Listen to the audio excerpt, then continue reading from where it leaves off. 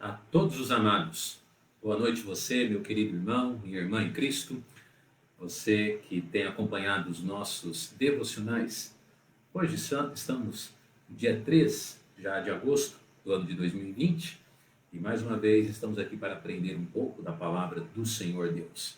Eu gostaria de convidar você para compartilhar a nossa transmissão para que pudéssemos assim alcançar outros corações.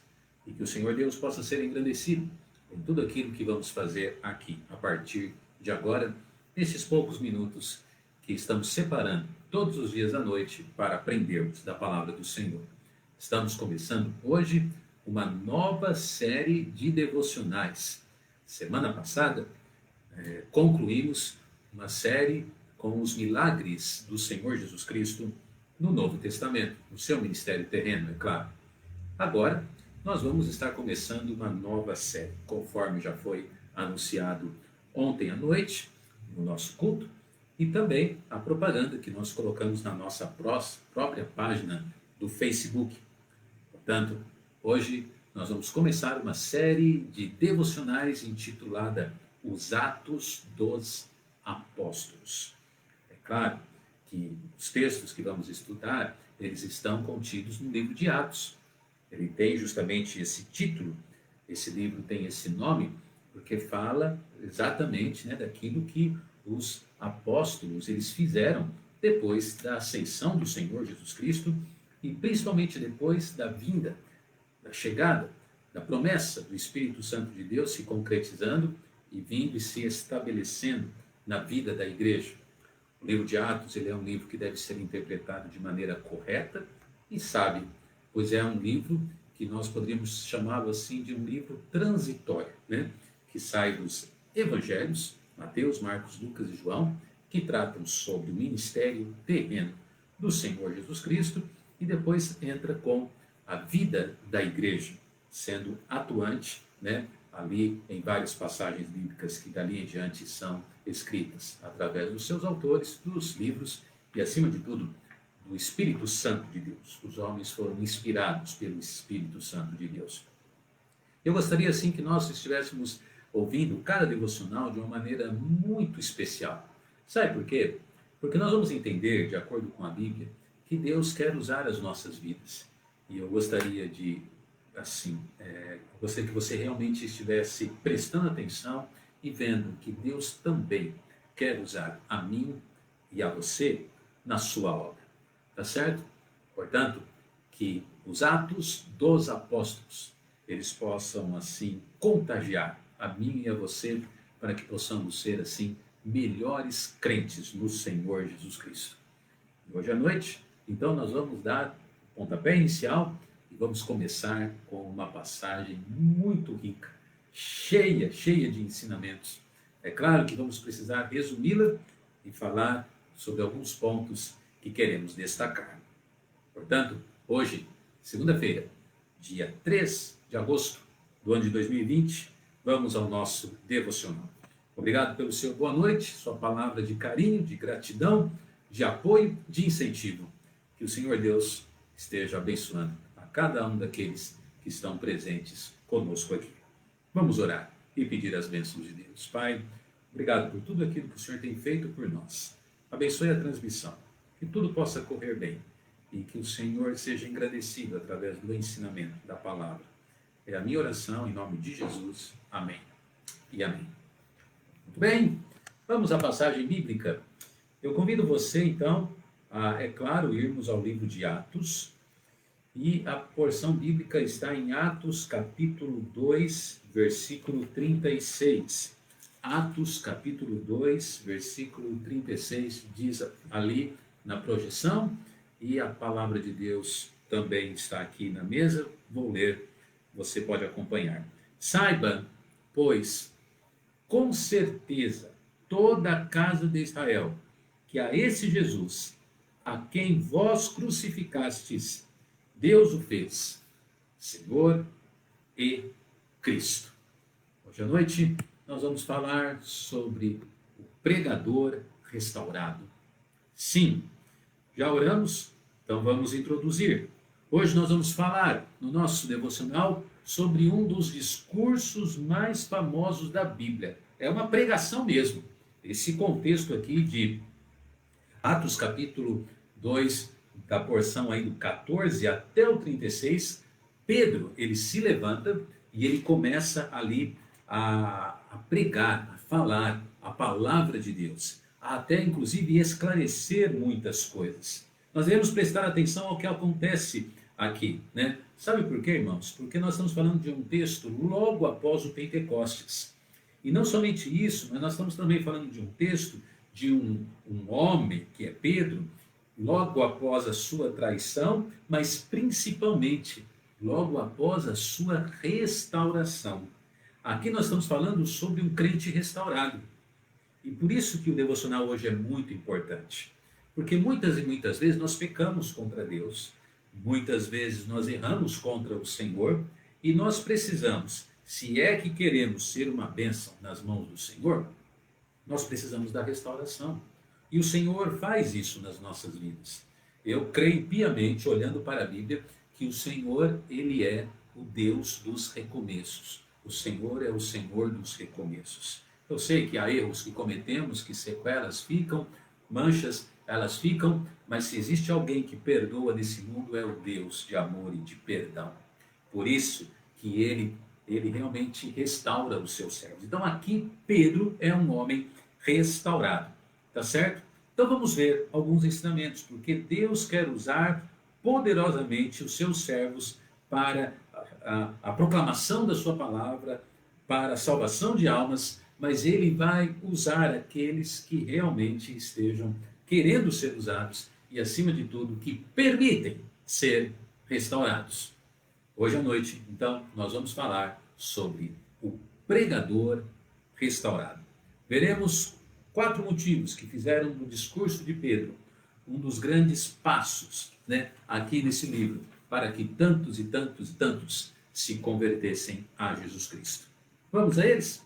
Porque somos sempre reféns do tempo. Em primeiro lugar, nós vemos que Pedro não discursa sozinho aqui. O versículo 14 de Atos 2 diz: Pedro, porém, pondo-se em pé com os 11, levantou a sua voz e disse-lhes: Homens judeus e todos os que habitais em Jerusalém, seja-vos isto notório e escutai, diz a Bíblia, as minhas palavras. Em primeiro lugar, então, nós vemos que Pedro não discursa sozinho. É interessante porque aqui a Bíblia nos fala que ele põe-se de pé, mas diz a Bíblia, com os 11. Ele foi o porta-voz. Alguém tem que falar, não é verdade? Não dá para todo mundo falar ao mesmo tempo. Então, muitas e muitas vezes no ministério é assim. Uma pessoa vai ser encarregado do discurso. Uma pessoa vai ser encarregado, assim, de repente, uma ação de atuação, né? Em que os outros vão estar vendo. Mas isso não significa que os outros não sejam importantes, não é verdade? Os outros estavam ali para quê? Eles estavam ali para apoiar Pedro. A Bíblia diz, pondo-se em pé com os 11, os outros 11 discípulos do Senhor. E eu creio também que não apenas ele não discursava sozinho por causa da presença dos outros colegas de ministério, mas por causa da presença do Espírito de Deus que estava com ele. A presença do próprio Senhor Jesus Cristo que disse, né, não vos deixarei órfãos, eis que estou convosco todos os dias, com a presença da própria palavra de Deus, porque quando ele se coloca de pé, ele prega a Bíblia, ele fala da palavra de Deus. E quem está anunciando, proclamando a palavra de Deus, pode ter certeza, ele nunca estará sozinho, porque a própria palavra de Deus, ela é o quê? Viva e eficaz. Então, se você tem alguém vivo com você, isso significa que você não está sozinho. A palavra de Deus estava ali com Pedro também. Ele não discursa sozinho. E então isso aqui é muito importante, certo? Porque nós vemos então assim que ele não estava sozinho. Meu amado, muitas e muitas vezes estar sozinho é prejudicial, não é mesmo? Nós precisamos do apoio das outras pessoas. Por exemplo, na questão da igreja, né? É muito ruim quando o pastor está sozinho fazendo todas as coisas. E é tão bom quando a igreja está engajada, está envolvida, está ajudando. Não é verdade? Eu louvo muito ao Senhor Deus pela nossa igreja e pelas ferramentas que sempre se oferecem para ser uma bênção e fazer alguma coisa quando há a necessidade.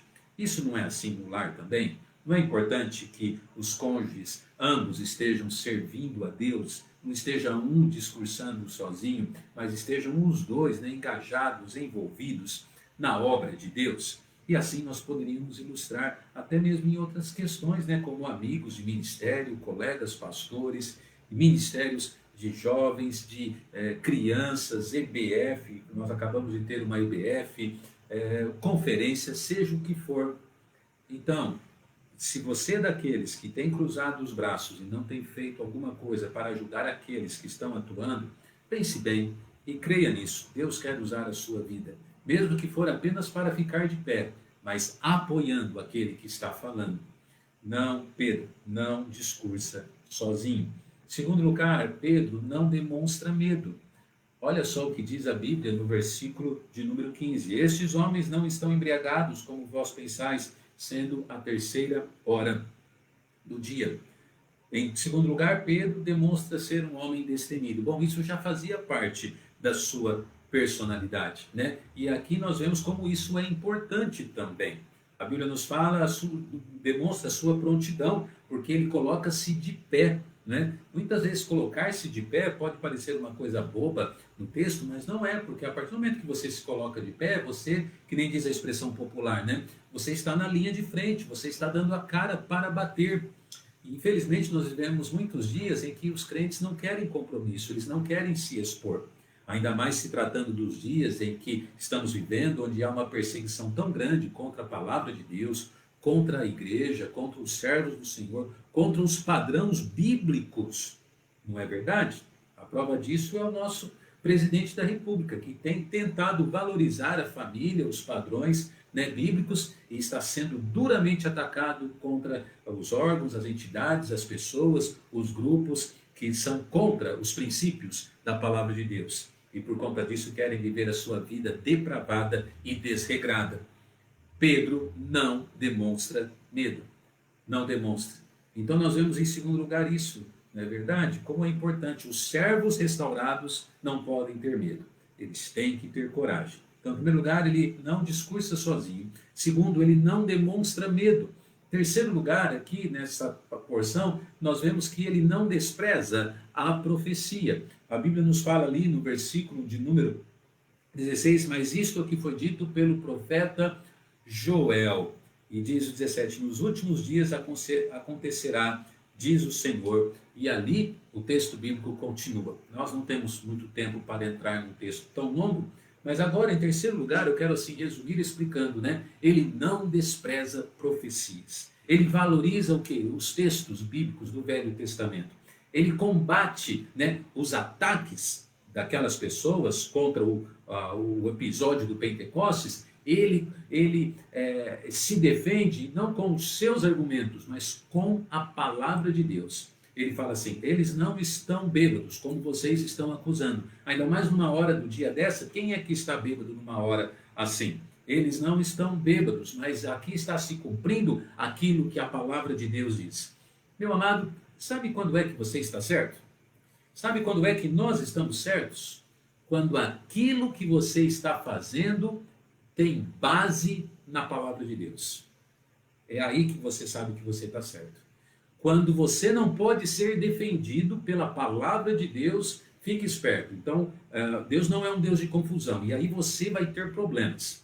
Porque ou você vai estar do lado do mundo, da maré do mundo, e contra Deus, ou se você estiver correto, de acordo com a palavra, você pode estar com a minoria, mas você vai estar com o Senhor Deus.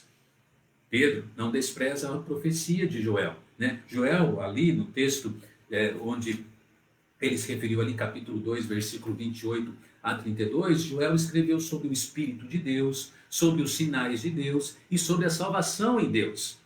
Então, a profecia foi muito importante. E Pedro ali no seu discurso, acima de tudo, ele está pregando o quê? A Bíblia.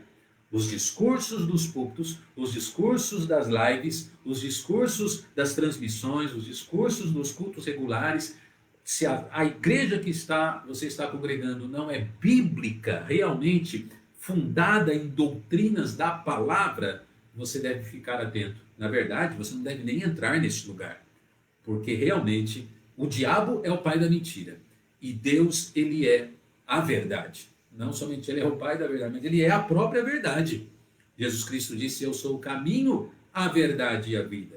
Então, Pedro, é importante o seu testemunho aqui, porque ele está trazendo a profecia, a palavra. A Bíblia nos fala em 1 Tessalonicenses 5, não desprezeis as profecias. Então, o crente, ele está vivendo nesse mundo, mas ele tem os seus olhos na palavra. Ele está atento aos cumprimentos proféticos, porque isso relata realmente a veracidade das Escrituras e as promessas de Deus para cada um de nós. Ah, que grande bênção! Pedro não discursa sozinho, Pedro não demonstra medo. Este servo restaurado, Pedro não despreza a profecia. E em último lugar, Pedro não deixa também de evangelizar. O versículo, então, aqui do último ponto, versículo 24, Atos capítulo 2, versículo 24, diz: ao qual Deus ressuscitou, desfazendo as dores da morte, pois não era possível que fosse retido por ela. Em último lugar, então, nós vemos que este servo restaurado, ele evangeliza. Sabe quando você sabe que realmente a restauração aconteceu na sua vida? Quando existe em você a evangelização. Quando existe em você um peso por almas. Quando existe em você, assim, a vontade de evangelizar, de falar de Cristo. E aqui era um sinal muito preciso sobre aquilo que Deus tinha feito naquele homem que tinha negado Jesus 3 vezes. O fato dele evangelizar. Ele está com autoridade, com intrepidez, com coragem, evangelizando. Ele, no seu discurso, ele não deixa de evangelizar. Ele fala quem era Jesus, ele fala que os judeus, o povo, tinha crucificado a Cristo. Ele cita inclusive uma outra profecia, que é a profecia de Davi, que exalta Deus. Enfim, ele apresenta o Senhor Jesus Cristo como o Salvador vencedor. Pois ele diz ali, né? A morte não podia deter a Cristo. Não podia, ele não poderia ser retido pela morte. E é por isso que é maravilhoso ser salvo. Porque o nosso Salvador venceu a morte por nós. Ele não deixa de evangelizar. Por isso que o tema hoje à noite do nosso devocional é esse. Pedro, em Atos dos Apóstolos, ele demonstra ser um pregador restaurado, um homem restaurado, um crente restaurado, um filho de Deus restaurado. Meu amado, eu não sei como está a sua vida espiritual hoje, mas eu suponho que talvez você esteja precisando de algum tipo de restauração, por alguma coisa que fez, ou está fazendo, ou desânimo, ou medo, ou o próprio fato de não estar congregando mais, tem se sentido fraco, sozinho, abalado, longe da palavra. Eu não sei, muitas coisas podem ser, mas eu sei de uma coisa: o Senhor Deus, Ele quer restaurar você, e Ele quer dar a você aquilo que Ele deu um dia para Pedro, e fez com que ele se tornasse um melhor crente do que era antes de negar a Cristo. Por quê? Porque ele foi restaurado. E pode ter certeza que quando Deus restaura uma pessoa, Ele faz bem feito. Ele faz muito bem feito. Não é uma bênção? Hoje à noite falando sobre o pregador restaurado. Pai, obrigado pela Tua palavra. Derrame Suas bênçãos sobre cada vida e esteja fortalecendo a fé de cada crente no Senhor. Se tivermos alguém nos ouvindo que não é um crente ainda, que ele possa entregar sua vida a Jesus. E por conta disso, ter certeza então da vida eterna que há em Cristo. Em nome do Senhor oramos. Amém. Obrigado por sua participação, obrigado por você ter compartilhado. Vi aqui, né, pelos boa noites e também o número de pessoas ali assistindo. Grande bênção poder ter você assistindo. Glória a Deus por isso. E agora nós estaremos despedindo, né, com a nossa divisa, mas não se esqueça que amanhã, às 20 horas, voltaremos de novo com mais uma série dos devocionais que estaremos preparando, não é verdade? Os Atos dos Apóstolos. Ora, sem fé é impossível agradar a Deus. Se Deus é por nós, quem será contra nós? Amém.